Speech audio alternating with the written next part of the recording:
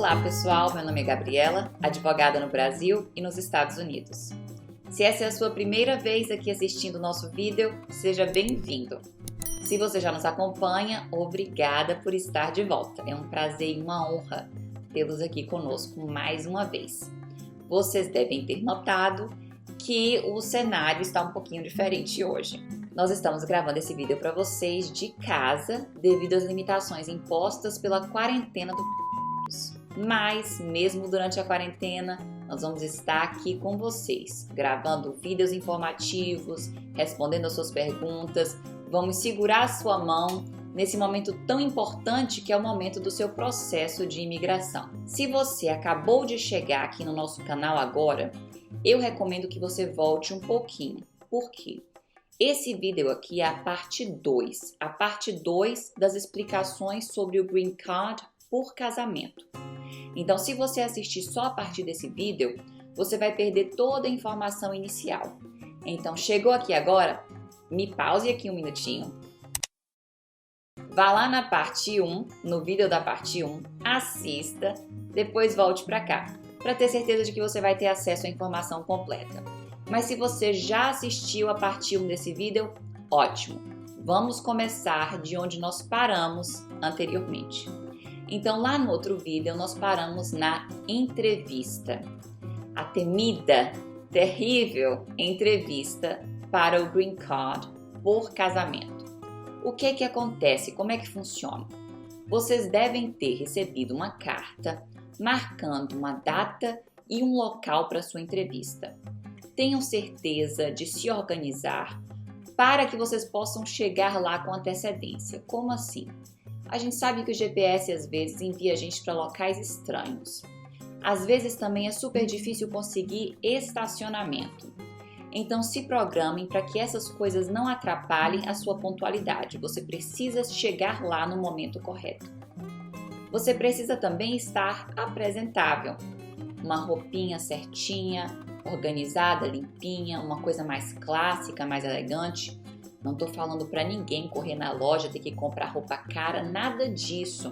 Eu só preciso que vocês estejam apresentáveis. Porque como a gente comentou lá no vídeo, na parte 1, os agentes da imigração não conhecem você pessoalmente, não sabem da sua personalidade, da sua intimidade, não sabem do seu caráter. E tem aquela questão da primeira impressão é a que fica, né? Então é importante que vocês estejam apresentáveis. O comportamento lá também deve ser exemplar. Lembrem de não ficar fazendo confusão, barulho, gritaria. Eu sei que nós brasileiros gostamos de falar muito alto. Eu sou a pior disso. Eu falo gritando, minha família enlouquece. Mas nesses locais públicos a gente precisa manter um pouquinho mais de um comportamento mais elegante, digamos assim, ok? Para a gente passar uma boa impressão para aqueles agentes que vão entrevistar vocês. Lá atrás vocês viram que eu dei exemplos de diversas evidências que seriam necessárias para a comprovação de que o seu casamento é legítimo. Eu falei também que, se vocês não tivessem conseguido todas as evidências no momento do envio do processo, vocês poderiam continuar juntando essas evidências para que elas fossem entregues no momento da entrevista. Esse momento é agora. Então, o pacotinho de evidências novas que vocês juntaram desde o envio do processo deve ser entregue ao agente entrevistador. Normalmente, o cidadão é entrevistado primeiro, depois é entrevistado o imigrante. O agente entrevistador vai conferir o processo de vocês, ver se existe alguma dúvida que ele ainda tenha sobre aquele processo e vai fazer as perguntas. E antes que você me pergunte, a entrevista é sim em inglês. Se você não se sente confortável com a língua ainda, você pode levar alguém para traduzir para você. Eu recomendo que seja uma pessoa profissional, alguém que trabalhe como intérprete nesse tipo de circunstância, tá bom? As perguntas são realmente estranhíssimas. Lá no escritório eu entrego uma listinha de possíveis perguntas.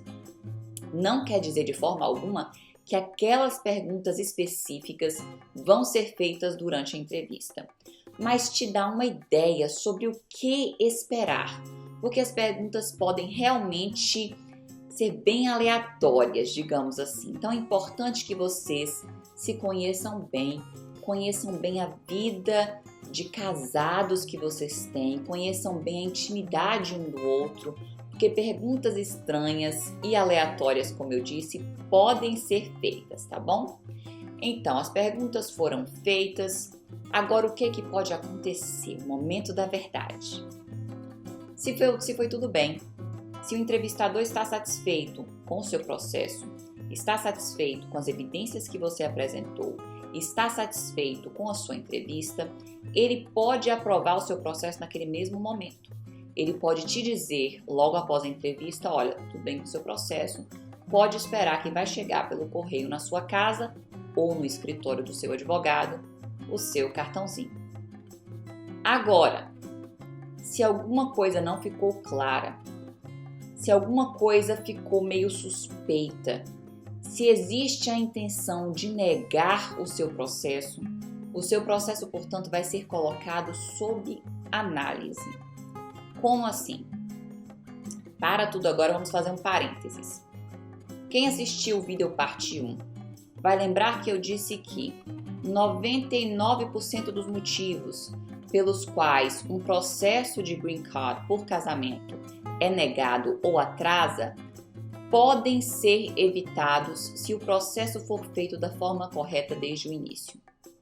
Aqui, normalmente, o seu processo é colocado sob análise quando você não conseguiu convencer o oficial ainda de que o seu casamento é verdadeiro.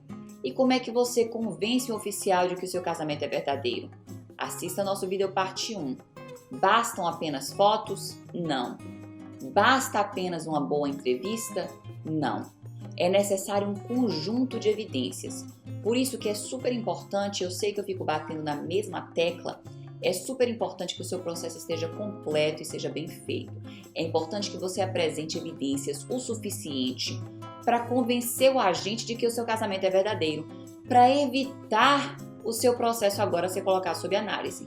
O que você quer, o resultado que nós buscamos é que o seu processo seja aprovado na hora da entrevista, para que não seja necessário uma investigação no seu caso, porque isso atrasa muito o seu processo, você fica esse tempo todo esperando uma resposta, isso não é interessante. Mas vamos supor que, voltando, lá atrás, mesmo tendo ficado com raiva da advogada chata que pediu muitas evidências, você juntou tudo que era necessário. Durante a sua entrevista, você e o seu cônjuge corroboraram as questões do seu processo. O oficial está felicíssimo, convencido de que aquele casamento é legítimo. Nesse caso, o seu processo pode ser aprovado durante a própria entrevista. Não foi esse o caso, ficou faltando alguma coisa, ele ainda está achando que existem coisas pendentes nesse processo.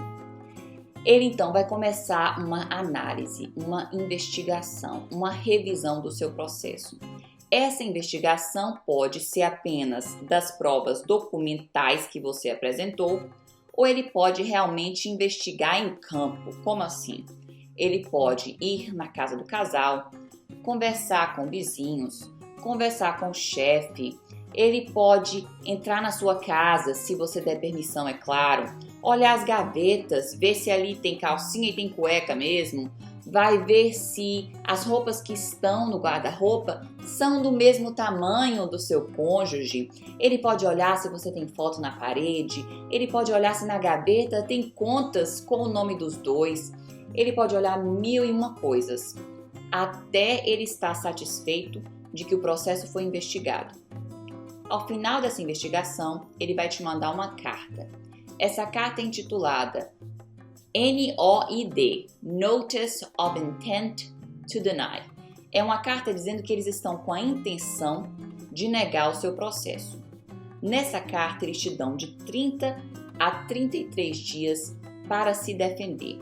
Se defender do quê?